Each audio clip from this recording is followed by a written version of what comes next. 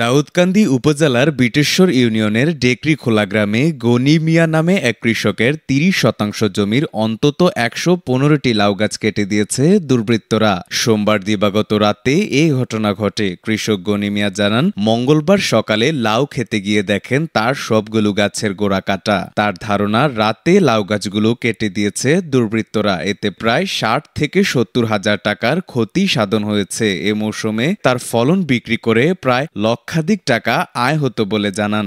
আমি এক বিঘা এই লাউয়ের গৃহস্থী করাতে প্রায় মোটামুটি আমার ৬০ থেকে ৭০ হাজার টাকা আমার ক্যাশ খরচ হয়েছে। আর ২৪ ঘন্টার ভিতরে আমি ১৪ ঘন্টা আমি নিজে পরিশ্রম করছি এটা।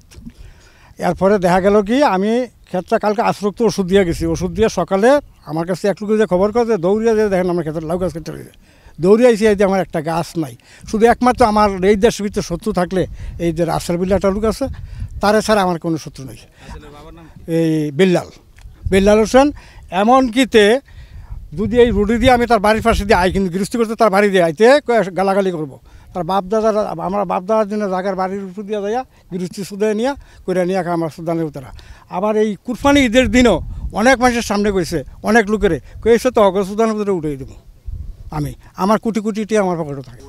১০০তে ১০০ শিওর আমি ছাড়া আমার কোনো শত্রু নেই তার ছাড়া। তার লগে শত্রুতা হয়েছে আমার এই তে জুয়ারি তার জুয়ারের ভিতরে ধরছে, ধৈরা যে ওই একটা ঘটনা করছে, করার পরে তে পুলিশে ধরছে, ধৈরা কয়েকজন লোকে ধরার পরে তে যে কইছি ওই লোকেরা করে ধরাই দিছে তোমাকে। তখন আমি তারিয়া জিজ্ঞাসা করছিলাম, কিরে আমি কি তুই বলে কইছি, আমি তো আরও ধরাই দিছি পুলিশ দিয়া, তুই না জুয়ারি এ কথা করার পরে কয় আমি তো কই নাই কথা। তো যারাতে কইছে তারা আবার লগে লাগে যে একজন তে কয় তুই না কইছত, তখন তারা আমি থাপ্পড় দিয়েছিলাম আজ থেকে ১-১.৫ বছর আগে। এই থাপ্পড় দেওয়ার পরে আর কয়েকজন এই এলাকার লোকজন তারা খুব শ্বাসাশি আমার সাথে ধমকে দিয়েছে। তো এরপরে থেকে আমার এত দুষ্ফল। এখানে ১১৫ টাকা ছিল। ১১৫ টাকা আজকে জীবিত ছিল? জীবিত। কয়টা গাছ কাটলো? ১১৫ টাকা। আমি বিচারছে সূক্ষ্ম বিচারছে আমার ক্ষতিপূরণ চাই। আমার মোটামুটি আমার ১-১.৫ লক্ষ টাকা ইজি, আমার তো ইজি, কম পয়সা লাগলে ১-১.৫ লক্ষ চাইতো। আচ্ছা, এই পর্যন্ত খরচ করে ফেলছেন কত টাকা? খরচ মোটামুটি মনে করেন যে আমার পরিশ্রম মনে করেন ৬০ থেকে ৭০ হাজার টাকা। গনি মিয়া জানান, দুর্বৃত্তরা আমার ১ লাখ টাকার মতো ক্ষতি করেছে। আমি ক্ষেত খামারে কাজ করে সংসার চালাই। আমি এখন কিভাবে সংসার চালাবো দুশ্চিন্তায় আছি। যারা এই জঘন্য কাজ করেছে তাদের বিরুদ্ধে কঠোর শাস্তি দাবি করছি। এ বিষয়ে দাউদকান্দি উপজেলা কৃষি কর্মকর্তা নিগার সুলতানা জানান, কৃষক গনি মিয়ার জমির লাউ গাছ কে বা কারা রাতের আধারে কেটে ফেলেছে। কাজটি অত্যন্ত নিন্দনীয়। খবর পেয়ে উপসহকারী কৃষি কর্মকর্তা সাগর চন্দ্র ঘটনাস্থল পরিদর্শন করেন। এছাড়াও আর্থিক ক্ষতি পুষিয়ে নেওয়ার জন্য সরকারি প্রণোদনা পেলে তাকে সহযোগিতা করা হবে।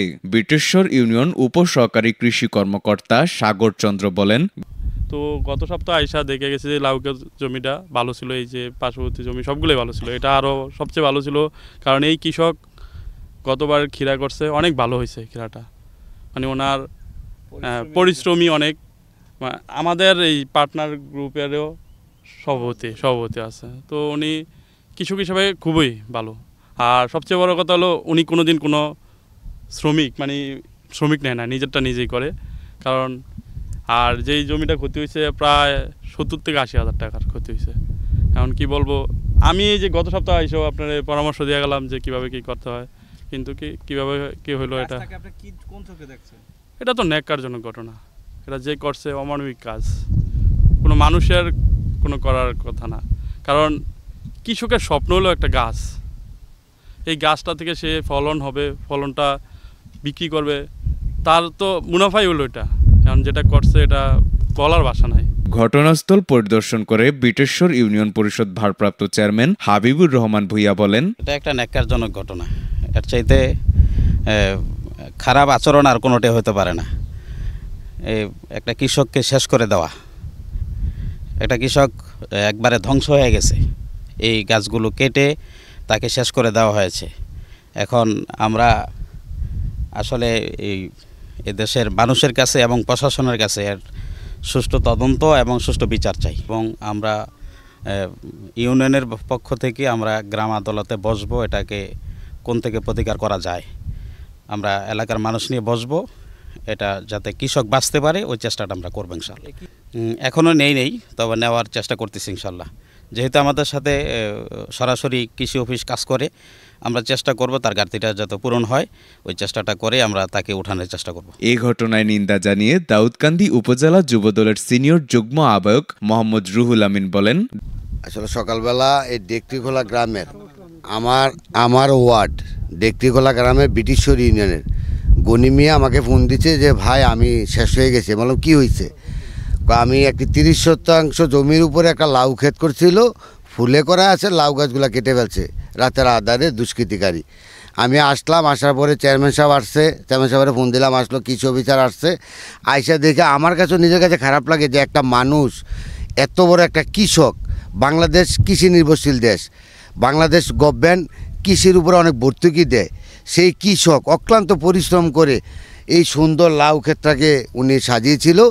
ওনার প্রায় 80-90 হাজার টাকার মতো এই পর্যন্ত খরচ করে ফেলেছে। টাকাটা বড় জিনিস, একটা কৃষককে মার্ডার করে দিয়েছে।